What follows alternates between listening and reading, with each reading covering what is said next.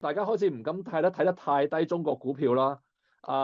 有幾個理由啦。頭先個 DeepSeek 嗰度就即係大家會知，即係嗰個你理得佢係咪真係咁平做到先算啦。但係起碼佢做到即係夠用先算啦。即係而家係即係你唔好理佢幾平做到啦。總之喺個出口管制之下，佢真係做到話一個夠用嘅嘢先啦。咁跟住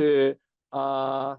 大家就覺得話咁以前個出口管制嗰個魔咒其實係暫時起碼打破咗啦，亦都引發咗個算力懷疑啦。咁所以就即係中國呢邊大家唔敢睇得太低啦，因為個出口管制唔係話真係殺死晒㗎大家啦。然之後佢又出嚟assure咗民企其實係有運行嘅，唔一定係國進民退嘅咁樣。咁呢個亦都係有啲幫助啦。咁所以其實你仲有一點就係哪吒二都有啲幫助嘅，因為哦，哪吒二係 show 俾大家睇，就係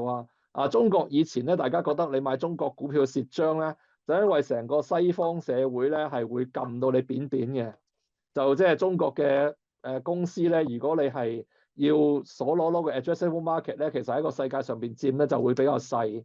因為中國冇乜 friend 咁樣啦嚇。但係而嗯，家變咗冇乜 friend 嗰個係美國啦，OK，咁就於是乎咁你就開始中國嘅 addressable market 可能有機會因為咁樣而擴闊啦。咁另一樣嘢，就算我哋唔擴闊，你見到哪吒二淨係靠中國嗰個 market 已經可以做到咁嘅成績，你當有水分都好啦，咁你打個折頭都已經係好誇噶咯喎，即係嗯，點樣打到個折都仲係已經係好誇噶咯喎，因為你 嗯，outperform 咗美國隊長實在太多嘛，同一時嗯，間。咁所以其實即係佢就 show 俾你睇，中國 addressable market 其實都唔係真係咁細喎。咁同埋你而家因為美國真係實在係有好多地方犯眾憎，你其實都可能會引流去啲其他地方嘅嘢。所以其實除咗中國係好咗啲之外，我覺得你應該